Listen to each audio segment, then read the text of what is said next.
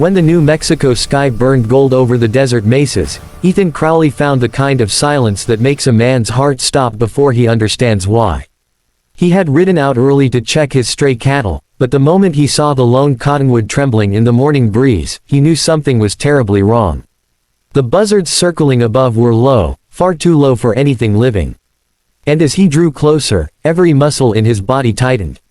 There, hanging from a coarse rope thrown over the highest branch, was the limp body of a young Apache woman, no more than 18, bare feet swaying gently as if she weighed nothing at all. Ethan's first instinct was shock. His second was anger, deep, scorching anger that tasted like iron on his tongue. The girl had been hanged no more than an hour before. Her skin was still warm when he reached up and cut her down, cradling her carefully, as though any roughness might shatter her. He had seen enough violence in his years as a rancher on the frontier, gunfights, raids, greed, cruelty of every flavor. But this was different. This was a message, and messages on the frontier were always written in blood. He laid the girl on the ground, ready to close her eyes, when her chest jerked almost imperceptibly. Ethan froze. Her breath was thin, barely a whisper, but it was there. Alive. Against every odd the desert could throw at her, she was still fighting. "Hold on, sweetheart," he murmured, cutting the rope from her neck and slipping an arm under her shoulders. "You're not dying today." He carried her to his horse, lifting her gently across the saddle, and rode hard back to his ranch.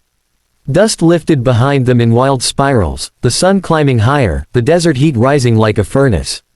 He could feel her trembling. She clung to life with the stubbornness of a storm. When he reached the ranch house, his housekeeper, old Maria Ruiz, took one look and gasped. Together, they cleaned the girl's bruised neck, her blistered wrists, and the deep cuts along her back. Someone had beaten her before stringing her up. Someone had wanted her to suffer. It wasn't until late afternoon that the girl opened her eyes. Dark, fierce eyes. Apache eyes. She tried to sit up, but pain crushed her back into the mattress. Maria held her shoulders. Ethan knelt beside her, palms open, voice gentle. "You're safe here," he said. "No harm'll come to you." The girl studied him, confused, frightened, and full of questions she couldn't voice. But she managed to whisper her name, Tahoma. It meant, one who stands alone. The irony was not lost on Ethan. For the rest of the day, Tahoma drifted in and out of consciousness while Ethan tried to piece together what happened. The closest town, Red Gorge, had no love for the Apache. In truth, most frontier towns didn't. All it took was a missing cow, a stolen horse, or a rumor, and men would make monsters out of shadows. But the rope, the beating, the violence etched into her skin, Ethan knew this wasn't personal vengeance or frontier justice. This was cruelty for the sake of cruelty. And the kind of men who did something like this rarely stopped at one victim. That night, under a sky dusted thick with stars, Tahoma woke again. She tried to speak, voice raspy as desert wind. Ethan leaned close. "Who did this to you?" he asked softly. She mouthed a single word. "Whites." Ethan's stomach clenched. He had known some rough men in Red Gorge. Cattle rustlers. Drunken miners. Ranch hands who believed every Apache was a devil in human form. But to hang a young woman. To leave her for dead. That crossed a line even. The Wild West rarely dared to cross anymore. Ethan barely slept. And when he did drift into a restless dream, it was full of shadows, men's faces he half recognized, flames rising over the desert, screams carried by the wind. He woke before dawn, heart hammering. He wasn't afraid for himself. He was afraid for what might come next. Because the Apache did not leave their own behind. And by saving Tahoma, he had likely set something very big, and very dangerous, into motion. The next day, as the sun climbed high and the desert heat shimmered like a mirage, Ethan heard the distant rumble of horses. Heavy, numerous, moving in formation. Apache. He stepped onto his porch, rifle in hand, not to threaten, but to show readiness. The dust cloud on the horizon thickened. Within minutes, a party of nearly 50 Apache warriors emerged from the desert, painted for war. At their head rode a tall, broad-shouldered man whose stern face bore the weight of a lifetime of battles. Chief Red Elk, leader of the Chiricahua Apache. Every story Ethan had heard about him was whispered with our fear. The chief's gaze fell on Ethan, then on the house behind him. Without breaking eye contact, he raised a hand, and the warriors halted like a single body. Silence stretched thin between them. "Where is my daughter?" Red Elk called out. The words struck Ethan harder than any bullet could.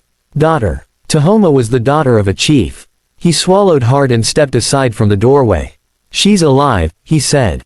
"Inside. I found her hanging from a cottonwood. Cut her down myself." A ripple of murmurs swept through the warriors, but Red Elk didn't react. He dismounted and approached Ethan, eyes sharp and unreadable. "Why did you save her?" the chief asked. "Because it was right," Ethan replied. "Because no girl deserves that." Red Elk studied him for a long, breathless moment. Then he brushed past him and entered the house. Maria stepped aside as the chief knelt beside Tahoma. For the first time, Ethan saw Red Elk's stoic facade crack. Not by much, but enough to reveal pain no father should ever know. He brushed a hand over her hair, whispered something in Apache, and rose slowly. When he returned outside, the warrior's jaws tightened in anticipation, ready to kill or spare based on one command. Red Elk looked Ethan square in the eyes. "You have acted with honor," he said. "You have given life back to what others tried to destroy.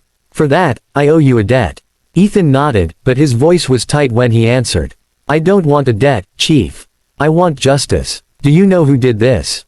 Red Elk's expression turned to stone. "I know their names," he said. 3 men from your town. They killed 2 of my people last week. They took my daughter for revenge. Cowards wearing the skin of men." Ethan felt the heat rise in his chest. He had suspected something dark, but 2 murders, a kidnapping, and a hanging. This was war waiting to happen. "You plan on taking justice yourself," Ethan said quietly. Red Elk didn't deny it. "I plan on taking what is owed," the chief replied. "But I give you this chance. Come with us. See the truth with your own eyes. Stand beside me, or stand behind me. But do not stand in my way." Ethan hesitated. His whole life, he had tried to walk the line between 2 worlds, white settlers and the original people of the land. He respected both, trusted few, and feared the consequences of choosing either side. But when he met Tahoma's eyes through the window, eyes full of pain, betrayal, and silent pleading, his choice became simple. "I'll ride with you," Ethan said. Red Elk nodded once, sharply. And together, they rode toward Red Gorge. The sun hung high overhead as they approached the edges of town. The Apache moved like shadows, silent and deadly. Ethan felt the tension twisting in his gut. Inside Red Gorge were dozens of innocent people, shopkeepers, families, children. And somewhere inside were the 3 men whose cruelty had ignited a fuse that could burn the whole town to the ground. Ethan dismounted beside Red Elk and held up a hand. "Let me go in first," he said. "If those men see your warriors, they'll panic and start shooting. Innocent folks could die." Red Elk considered him, then gave a slow nod. "You have until the sun touches that rooftop," he said, pointing to the nearest saloon. "After that, I come." Ethan walked into town alone. Every step felt heavier. He knew the men he sought: Briggs, Harlow, and Sheriff Dale Rankin. Corrupt, violent when drunk, dangerous sober. He found them in the saloon, drinking like they hadn't a care in the world. Ethan's temper nearly blew apart. But he kept his voice steady. "I know what you did," he said. Briggs smirked. "You'll have to be more specific, rancher. You hanged a chief's daughter. You beat her. And you left her for dead." Their laughter died instantly. Harlow reached for his gun, but Ethan already had his drawn. "Don't," he growled. "What are you planning to do?" Briggs sneered. "Turn us in. They'll hang us. You think that savage's life is worth a man's? Even 3 men's. Not savages," Ethan snapped. "People. A girl. Someone's daughter." Sheriff Rankin leaned back, lips curling. "That girl's tribe stole our cattle. Killed miners. Started raids. What we did was justice." Ethan stepped forward, rage boiling over. "No. What you did was murder." Rankin's eyes narrowed. "You gonna shoot us?" Ethan's jaw clenched. "No. But the man outside might." Briggs frowned. "What man?" And then the war cry split the air, loud, fierce, echoing off every wall of Red Gorge. Apache warriors poured into the streets, surrounding the saloon like a storm of vengeance. Panic erupted. Screams. The shattering of windows. Boots pounding on wood. Ethan spun on the 3 men. "Run," he said, "and they'll hunt you down. Fight, and they'll bury you. But if you come quietly, maybe you'll live long enough to face trial." Rankin spat. "Over my dead body." The sheriff reached for his gun. Ethan fired first. The sheriff dropped, gun clattering to the floor. Briggs and Harlow froze, eyes wide, survival instinct kicking in. Ethan gestured sharply with his gun. Out. Now. They stumbled outside, hands raised, trembling as Red Elk and 50 warriors glared at them with barely contained fury. The chief approached, towering over the killers. Briggs collapsed to his knees. Harlow sobbed. Red Elk glanced at Ethan. What do you say, rancher? Should I spill their blood as they spilled hers? Ethan looked directly at the chief. I say, show mercy. Show the world you're more honorable than they ever were. For a long, tense moment, no one breathed. Then Red Elk raised his hand. The warriors stepped back. Briggs and Harlow sagged with relief, until Red Elk spoke again. They will stand trial in your courts, he said. But they will be guarded by my men until the judge comes. If they run, his voice hardened, they become mine. And no one doubted what that meant. Briggs didn't run. Harlow didn't either. Weeks passed. Tahoma healed slowly under Maria's care, and Ethan visited her every day. Sometimes they spoke. Sometimes they simply sat in silence, watching the sunset stain the desert in hues of fire. Gratitude grew into trust, trust into companionship, companionship into something deeper, something neither was ready to name aloud.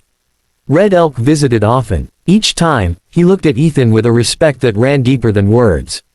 When the trial came, Briggs and Harlow were found guilty. They were hanged at dawn, ironically under the same cottonwood where they had tried to execute Tahoma. Justice had come full circle. On the day the Apache prepared to return to their territory, Tahoma walked to Ethan with fire in her eyes and warmth in her smile. She pressed her hand to his chest, right over his heart. You saved my life, she whispered.